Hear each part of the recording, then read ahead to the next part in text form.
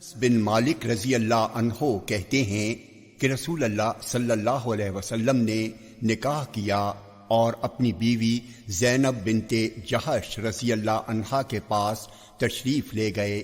اس موقع پر میری ماں ام سلیم رضی اللہ عنہا نے ہیس تیار کیا، اسے ایک چھوٹے برتن میں رکھا، پھر مجھ سے کہا، بیٹے انس، اسے لے کر رسول اللہ صلی اللہ علیہ وسلم کے پاس جاؤ اور آپ سے کہو اسے میری امی جان نے آپ کے پاس بھیجا ہے اور انہوں نے آپ کو سلام عرض کیا ہے اور کہا ہے کہ یہ تھوڑا سا ہدیہ میری طرف سے آپ کی خدمت میں پیش ہے اللہ کے رسول۔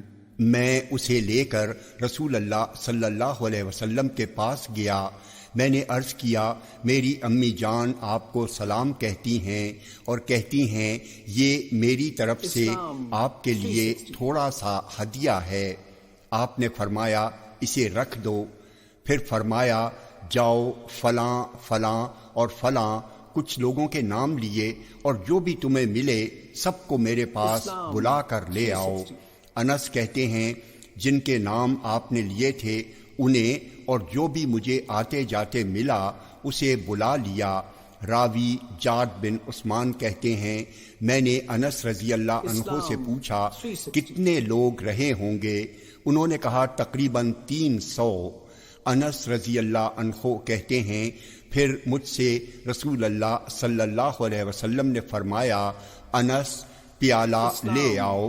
انس کہتے ہیں لوگ اندر آئے یہاں تک کہ صفہ اور کمرہ سب بھر گیا۔ آپ نے فرمایا 10 افراد کی ٹولی بنا لو اور ہر شخص اپنے قریب سے کھائے۔ لوگوں نے پیٹ بھر کر کھایا، ایک ٹولی کھا کر باہر جاتی اور دوسری ٹولی کھانے کے لیے اندر آ جاتی، اس طرح سبھی نے کھا لیا۔ آپ صلی اللہ علیہ وسلم نے مجھ سے کہا انس اب برتن اٹھا لو۔ میں نے پیالہ اٹھا لیا، مگر صحیح بتا نہ پاؤں گا کہ جب میں نے پیالہ لا کر رکھا تھا تب اس میں ہیس زیادہ تھا یا جب اٹھایا تھا تب۔ کچھ لوگ کھانے سے فارغ ہو کر آپ کے گھر میں بیٹھ کر آپس میں باتیں کرنے لگ گئے۔ انہوں نے کچھ بھی خیال نہ کیا کہ رسول اللہ صلی اللہ علیہ وسلم تشریف فرما ہیں اور آپ کی اہلیہ محترمہ دیوار کی طرف منہ پھیرے بیٹھی ہیں۔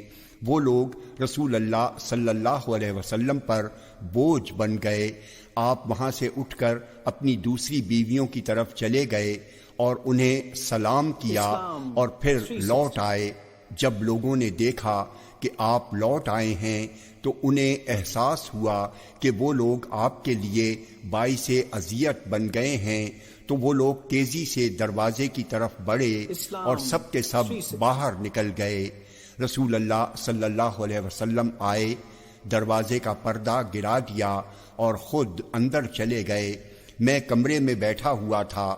تھوڑی ہی دیر بعد رسول اللہ صلی اللہ علیہ وسلم میرے پاس تشریف لائے اور آپ پر یہ آیتیں اتریں۔ پھر آپ نے باہر آ کر لوگوں کو یہ آیتیں آخر تک پڑھ کر سنائیں۔ اے ایمان والو، جب تک تمہیں اجازت نہ دی جائے تم نبی کے گھروں میں نہ جایا کرو کھانے کے لیے ایسے وقت میں کہ اس کے پکنے کا انتظار کرتے رہو، بلکہ جب بلایا جائے تب جاؤ اور جب کھا چکو نکل کھڑے ہو، وہیں باتوں میں مشغول نہ ہو جایا کرو، نبی کو تمہاری اس بات سے تکلیف ہوتی ہے۔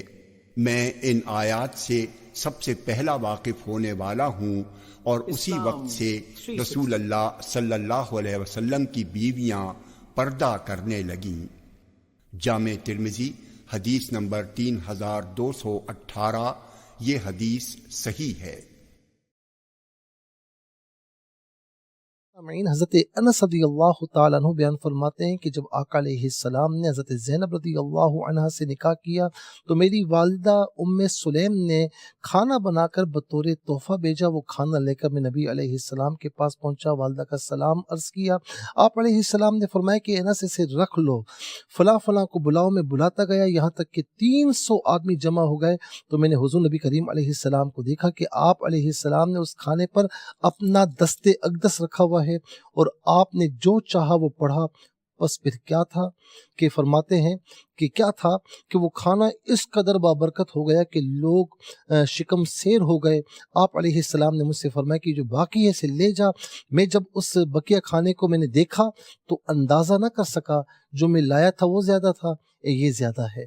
تو ناظرین و سامعین, کھانا سامنے رکھ کر آقا علیہ السلام نے قرآن شریف پڑھا. تو لہٰذا ناظرین, اس طرح کھانا رکھ کر قرآن شریف پڑھنا یا کوئی سورت پڑھنا یہ باعث برکت ہوتا ہے.